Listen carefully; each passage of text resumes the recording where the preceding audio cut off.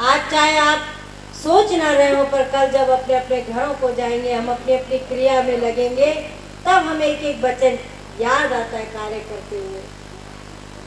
भगवान कृष्ण कहते हैं अर्जुन तू 10 इंद्रियों से युद्ध कर, पर 11वें मन से तू मेरा सुमरण कर। तो ये ऐसा अध्यात्म का ज्ञान है कि जो हमें किसी कार्य को करने से नहीं रोकता, पर सोच हमारी बदल जाती है, विचार बदल जाते हैं, दुर्भावना से हम सच्ची सद्भावना को प्राप्त कर लेते हैं। सद्भावना क्या होती है? सबको एक दृष्टि से देखा जाए, किसी की रंग भेद की नीति नहीं है। जैसे अच्छा डॉक्टर होता है, वो आपके इलाज, आपकी जात नहीं पूछता है, आपका दर्द पूछता है, आपका रोग पूछता है और उसके हिसाब से आपको दवा देता है। वही बात संतों की भी है। तो इसीलिए इतना बड़ा जो संत समागम किया गया, ये इसीलिए किया गया कि जीव के अंदर जो जिज्ञासा है, सत्संग सुनने के बाद देखो मुट्ठी बांधा आया जगत में हाथ पसारे चले जाना है। सिकंदर के गुरु अरस्तु थे, और अरस्तु को जब सिकंदर को बोध करा दिया तो सिकंदर कहता है भगवान तुम मेरे इष्ट हो। अरस्तु संसार में जिस दिन मैं यहाँ से संसार में से जाऊंगा, मेरे दोनों हाथ जो है मेरी मैयत के बाहर रखो, क्योंकि मैंने इसी दिन का इंतजार नहीं किया, और पल पल मैंने आक्रमण करता गया,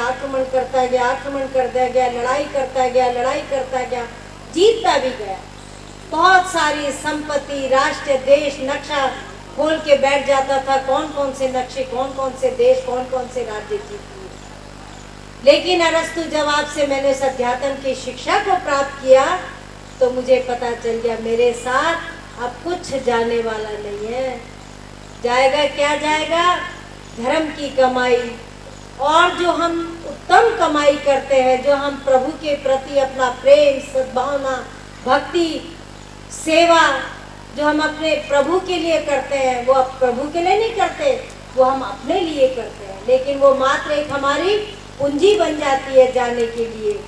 तो अरस्तु मैं यही संसार को बताना चाहता हूँ कि जब इस संसार से जाऊंगा तो मैं तो नहीं, पर अनेकों मेरे इससे उदाहरण से शिक्षा लेंगे कि जीते जी हम कितनी होड़ में लगे रहते हैं। सुबह व्यक्ति उठता है, संसार में काम पे भी जाता है, क्योंकि पेट भी पालना, परिवार भी पालना है, समाज में एक नाम भी करना है, तो होड़ ही लगी हुई है। लेकिन एक दिन ऐसा भी आएगा जब सारा संसार को छोड़ करके तू अकेला चला जाएगा। इसीलिए अरस्तु कहता है कि सिकंदर, ये जो मैंने तेरे अंदर विचार रखे हैं, आज तूने सही माने में इसका, अंत समय में इसका तूने अनुभव किया और इसको माना कि मुट्ठी बांधा आया जगत में, हाथ पसारे चले जाना। अगर सबकी यही भावना हो तो हम एक दूसरे के ऊपर वार न करें, एक दूसरे के जो है भावनाओं से न खेलें, और इतने समाज में कष्ट जो इतना जीव झेल रहा है, इन कष्टों से मुक्त होकर के उस मानुष चोले में भजन और भक्ति का अभ्यास करें। क्योंकि शरीर मिला ही इसीलिए है। आप किसी भी योनि में देख लो, 84 लाख योनियां बरमते बरमते मानुष जन्म पाए।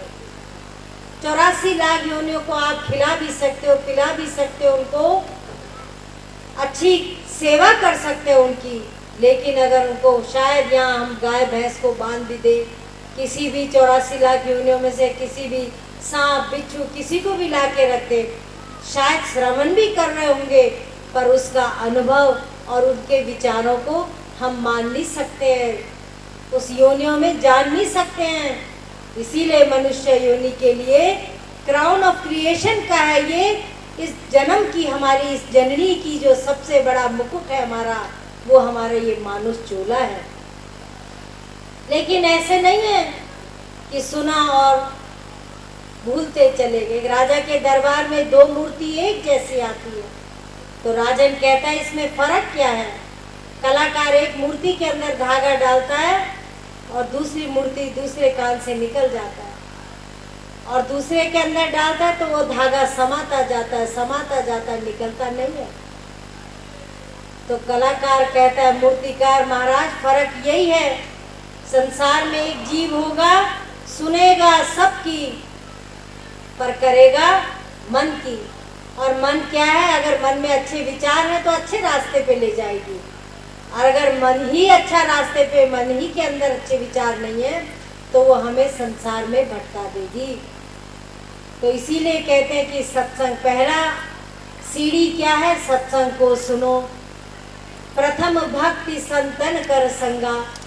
राम भगवान भी भिल्ली को यही समझाते हैं कि हे भिल्ली, नवदा भक्ति में प्रथम भक्ति क्या है, संतों का साथ करो। दूसरी भक्ति रति मम कथा प्रसंगा, जो आप लोग कर रहे हैं, भगवान की कथा पर विश्वास कर रहे हैं, प्रेम कर रहे हैं।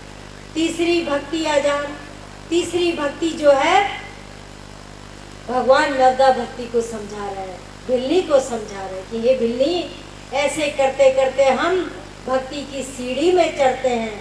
और एक सीढ़ी में चढ़ते चढ़ते एक दिन ऐसा आता है, एक डिग्री मिलती है, एक जो है हमें कागज मिलता है यूनिवर्सिटी से।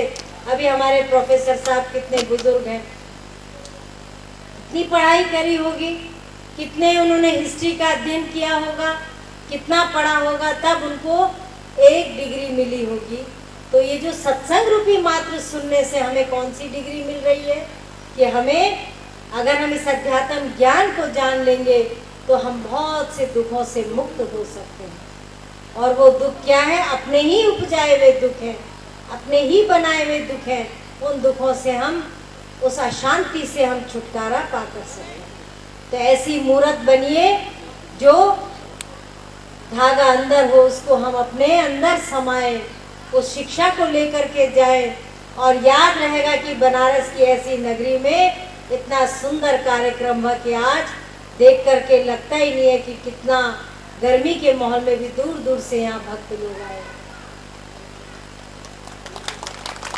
और आप लोगों की इच्छा होगी तो यही कार्यक्रम प्रतिवर्ष हम कर सकते हैं। आज बहुत से लोग सुबह से ही कह रहे थे कि अब तो हर साल बनारस में कार्यक्रम होना चाहिए। हमने कहा पहले ये कार्यक्रम हो जाए, और दूर दूर से जो भक्त लोग आए, थोड़ी परेशानी भी हुई होगी, लेकिन सत्संग सुनने से एकमात्र यही शिक्षा लेकर के जाए कि भगवान शंकर की इस पावन नगरी में हम सब लोग उस महामंत्र को खोजें। का जिन खोजा तिन पाइयां, गहरे पानी पैठ, मैं बावरी ढूंढन गई रही किनारे पर। अभी देखो नदी का कितना बड़ा गंगा माँ का उफान है। यहाँ तो इतना नहीं है, पर हरिद्वार की तरफ बहुत उफान है। अगर हम साथ में हाथ बांध करके खड़े रहेंगे, प्यासे रहेंगे, देख करके प्यासे ही वापस चले जाएंगे। लेकिन उस प्यास बुझाने के लिए हमें डुबकी लगानी पड़ेगी, उसकी हमें स्पर्श करना पड़ेगा, उसका अनुभव करना पड़ेगा। और जब हम अनुभव कर लेंगे तो जीवन पर्यंत हम उस अनुभव को याद करेंगे। तभी संत कहता है, मैं कहता हूँ आंखों देखी, तू कहता है कागज लेखी, तेरा मेरा मनवा कैसे एक होई रे।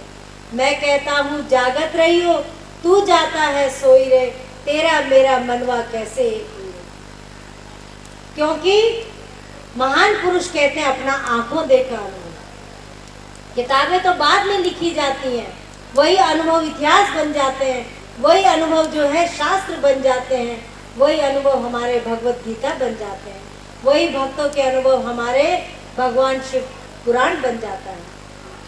तो जहाँ पुराण पढ़ते हैं, शिव पुराण पढ़ते हैं, शास्त्र पढ़ते हैं, वहीं लिखा होता है फलाने भक्त को ये अनुभव हुआ, फलाने पर प्रभु ने ऐसी कृपा दृष्टि करी, उसको वहाँ दर्शन दिए। द्वादश ज्योतिर्लिंग में जिस ज्योतिर्लिंग के पास हम बैठे हैं उसकी भी यही महिमा है। ऐसे एकेश्वर महादेव की महिमा है, कमलेश्वर महादेव की, ऐसे त्र्यंबकेश्वर महादेव की महिमा है। सारे ही जहाँ जहाँ भगवान शंकर के ज्योतिर्मठ है, जहाँ जहाँ भगवान शंकर के द्वादश ज्योतिर्लिंग में से सभी में महिमा अनंत है। अनंत किया उपकार, लोचन अनंत उघाड़िया, अनंत दिखावना। भगवान के लिए हम यही शब्द इस्तेमाल कर सकते हैं कि वो दुष्टों का भी है, देवों का भी है, बिच्छू का भी है, सांप का भी है, धतरा का भी है, एक से एक जहर भी प्रभु के स्पर्श करने से अमृत बन जाता है। इसीलिए तो हलाहल अमृत पिलाने के लिए भगवान शंकर को पुकारा गया। जब भगीरथ ने तपस्या करी तो गंगा जी को समाने के लिए उस देव की प्रार्थना की गई कि हे प्रभु, आप ही अपनी जटाओं में उस गंगा को समा सकते हैं। और जब गंगा आ गई, जटाओं में घूमने लगी, तो देवता परेशान हो गई है, तो जटाओं में ही भगवान की बसने लग गई है। तो भगवान से प्रार्थना करी, भगवान ने एक लटा खोली। प्यास बुझाने के लिए हमें डुबकी लगानी पड़ेगी, उसकी हमें स्पर्श करना पड़ेगा, उसका अनुभव करना पड़ेगा। और जब हम अनुभव कर लेंगे तो जीवन पर्यंत हम उस अनुभव को याद करेंगे। तभी संत कहता है, मैं कहता हूँ आंखों देखी, तू कहता है कागज लेखी, तेरा मेरा मनवा कैसे एक होई रे। मैं कहता हूँ जागत रही हो, तू जाता है सोई रे, तेरा मेरा मनवा कैसे एक हुई रे। क्योंकि महान पुरुष कहते हैं अपना आंखों देखा अनुभव। किताबें तो बाद में लिखी जाती हैं, वही अनुभव इतिहास बन जाते हैं, वही अनुभव जो है शास्त्र बन जाते हैं, वही अनुभव हमारे भगवत गीता बन जाते हैं, वही भक्तों के अनुभव हमारे भगवान शिव पुराण बन जाता है। तो जहाँ पुराण पढ़ते हैं, शिव पुराण पढ़ते हैं, शास्त्र पढ़ते हैं, वहीं लिखा होता है फलाने भक्त को ये अनुभव हुआ, फलाने पर प्रभु ने ऐसी कृपा दृष्टि करी, उसको वहाँ दर्शन दिए। द्वादश ज्योतिर्लिंग में जिस ज्योतिर्लिंग के पास हम बैठे हैं उसकी भी यही महिमा है। ऐसे एकेश्वर महादेव की महिमा है, कमलेश्वर महादेव की, ऐसे त्र्यंबकेश्वर महादेव की महिमा है।